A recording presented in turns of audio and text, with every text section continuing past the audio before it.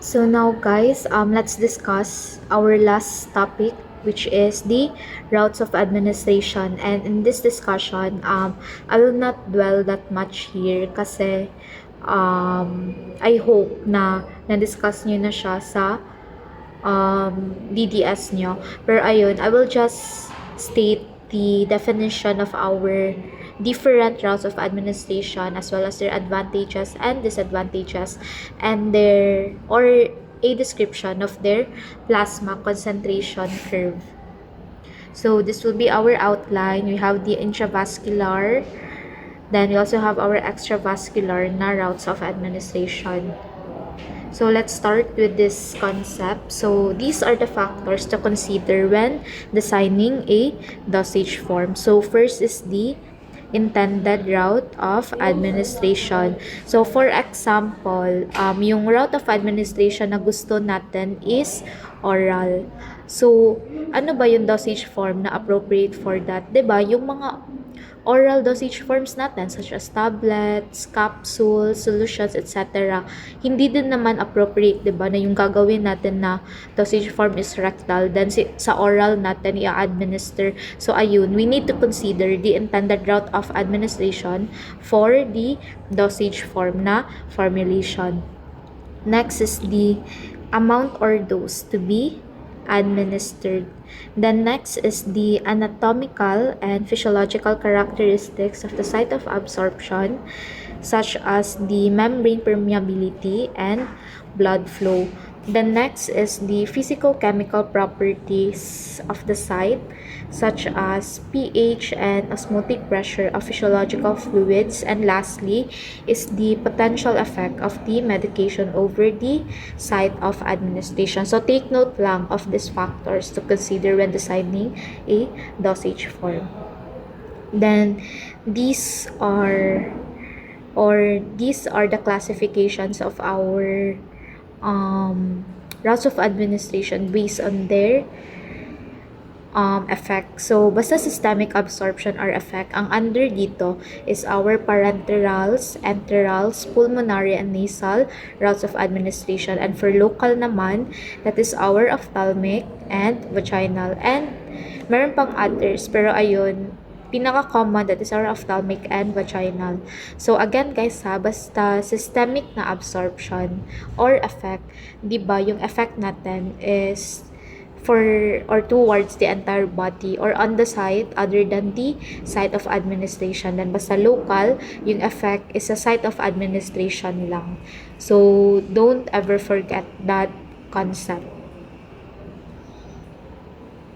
So first, let's start with our parenteral route, and this is the route of choice for drugs that cannot be absorbed orally and or that are unstable in the gastrointestinal tract, such as our insulin and heparin.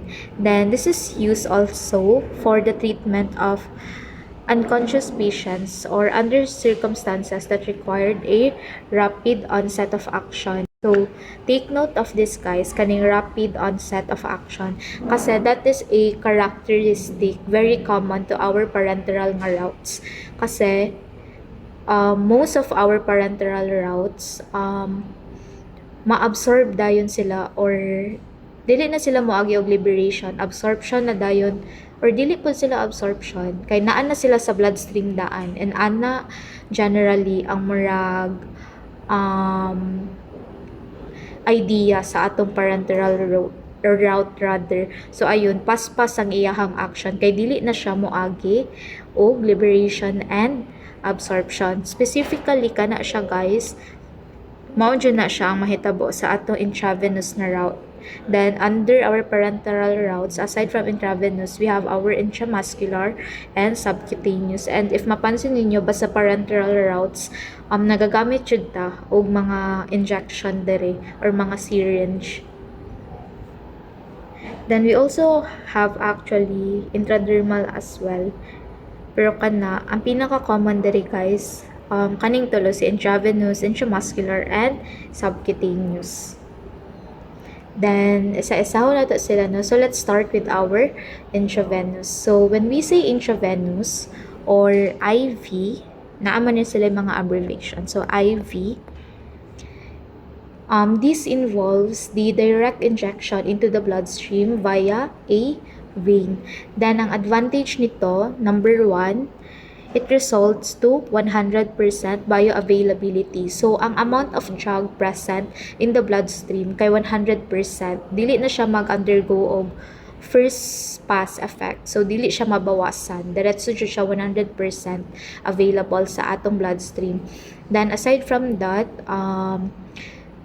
drugs administered via IV has an immediate onset of action. Then, aside from that, ang drugs na to dinhi kay precise ang pagkontrol sa ilang drug levels. Pero ang disadvantage pud nato dire, this requires skilled personnel. So lisod kaayo nga kita-kita lang or ang patient mismo ang mag-administer sa atong IV. So kailangan jud nga naay mag-administer na healthcare professional. Another is risk of infection, kay gagamit ba tag injection din hino. Then another is difficult ang pag-reverse sa toxicity concerning IV drugs.